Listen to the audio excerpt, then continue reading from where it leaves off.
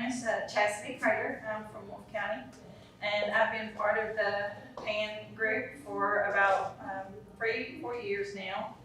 And today I'm going to present to you about math, and we're going to look specifically at present levels of performance and then look at some math goals.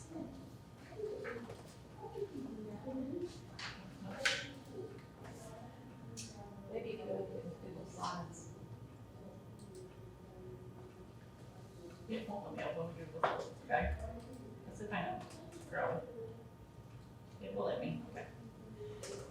So my problem of practice was, how do you write effective present levels of performance and math goals? It's something that we all struggle with, those of us that have been teaching and writing IEPs for a long time, and the new teachers that have come in. I've been mentoring some new teachers, and that's one of the problem areas. So that's why I wanted to look at how do we write effective present levels of performance, and then how do we write those effective math goals. So I've come up with some steps, and Elizabeth's going to give you a handout, and on the handout is a list of steps for completing present level areas. And you can see that on step 1, we want to identify the student's grade or H level standards. And you can go to this website here, and you know, if you're looking for math standards, then you can click on math, and it takes you right to it, and you want to look at the grade or H level standards. So that's step 1. Step 2, you want to determine the student's current educational performance using classroom data measures and progress monitoring data. So you want to do a triangulation of your data. That means you want to pull everything together, your work samples, your test data, state test data. So you want to use a variety of data sources and then look at their current educational performance. So you want to look at academic and functional as well. Step 3, check performance commensurate with similar H peers or not an area of concern at this time if they're performing within the peer range. For example, you would see this on an IEP where it says academic performance. If they're performing commensurate with or similar H peers, you can just check the box and then move on. But most of ours are not, so you would have to go over here, and this is where you're going to write your present level. Step 4 is when you're writing the present level, you want to make sure, I like to always start off with the strength of the student. So look at what their strengths are in reading, their strength in math, in writing, whatever area. So that's how I like to start mine off, is looking at their strengths. Then look at adverse effects in performance to their peers. Take your baseline performance for each area or each area of concern. Look at that and make sure you put that in your present levels. And then performance level in relationship to similar age peers. So all of that you want to make sure that you have in your present levels. And then our final step here is describe how the student's performance affects involvement and progress in the general curriculum. So that's the steps that I've outlined for you. I have here, I kind of made a little present level, and I wanted us to take a minute and look at it, and then we're going to look at Roger. Roger is a 7-year-old student in the 1st grade at Polk Elementary.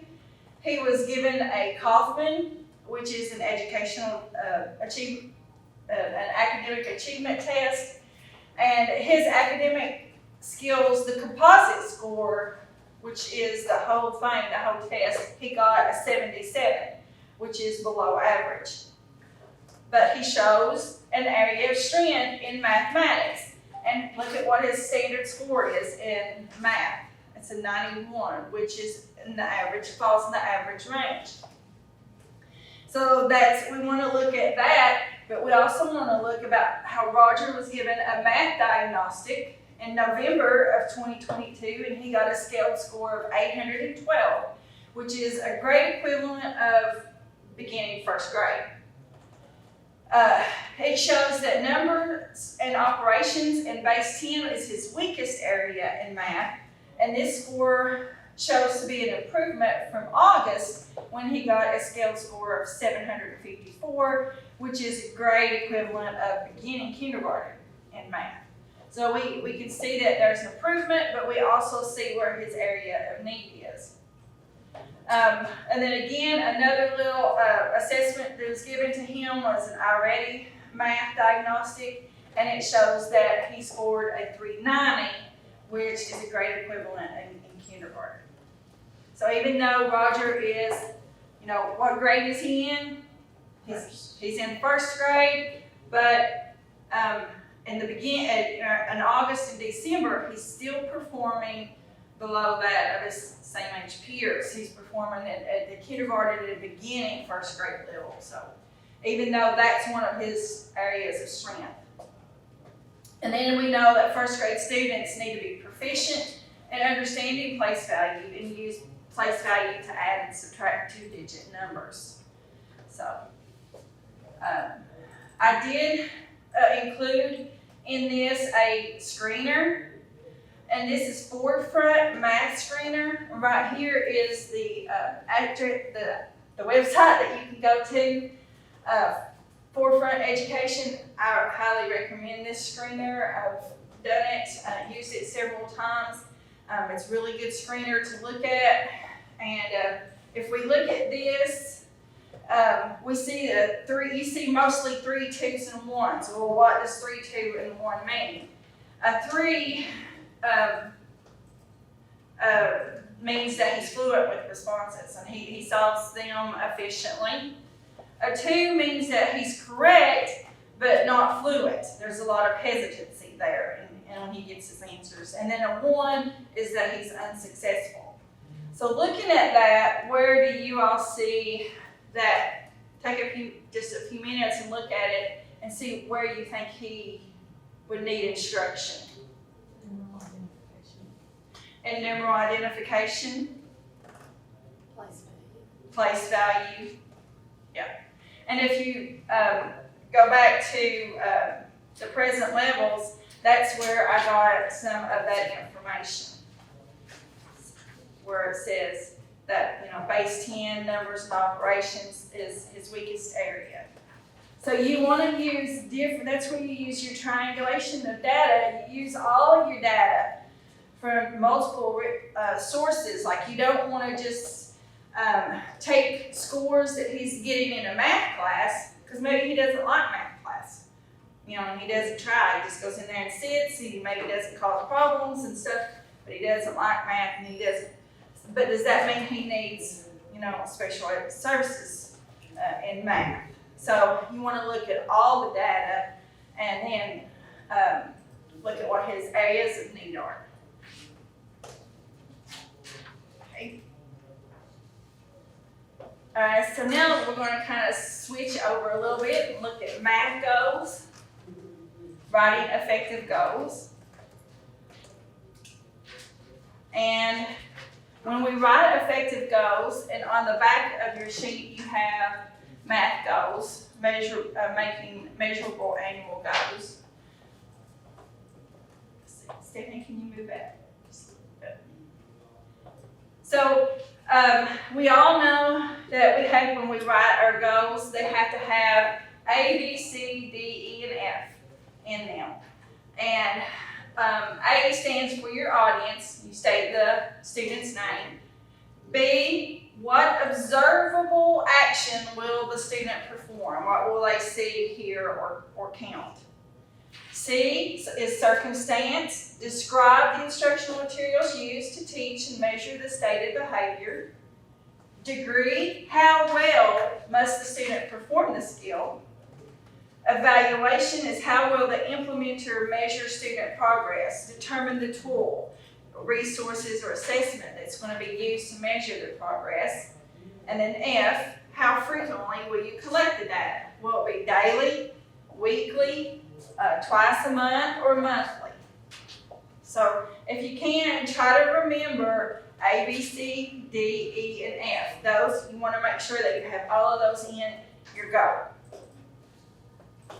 So I have written here a math goal for you, and it says when given problems with two-digit numbers, Roger will indicate an understanding that the two digits of a two-digit number represent amounts of tens and ones, achieving 80% accuracy in 10 consecutive trials on monthly math probes. So who is the audience? Roger's the audience. What's the behavior?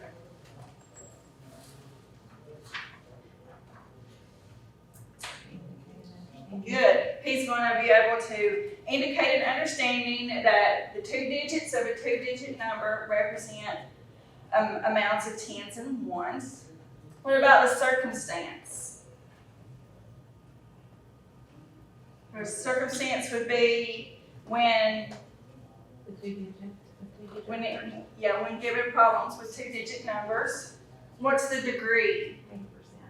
80%.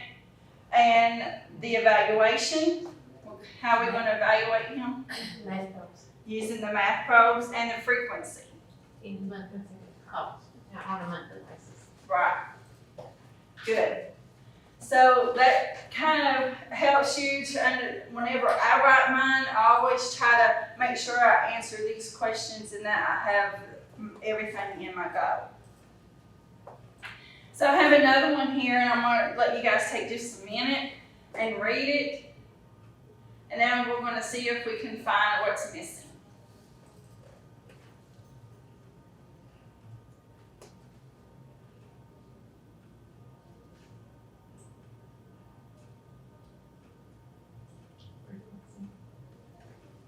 Okay, so No, wait a minute. The degree. No, you have the degree. Frequency. okay. Well, Yeah. So you think the frequency is missing? Yeah. Okay.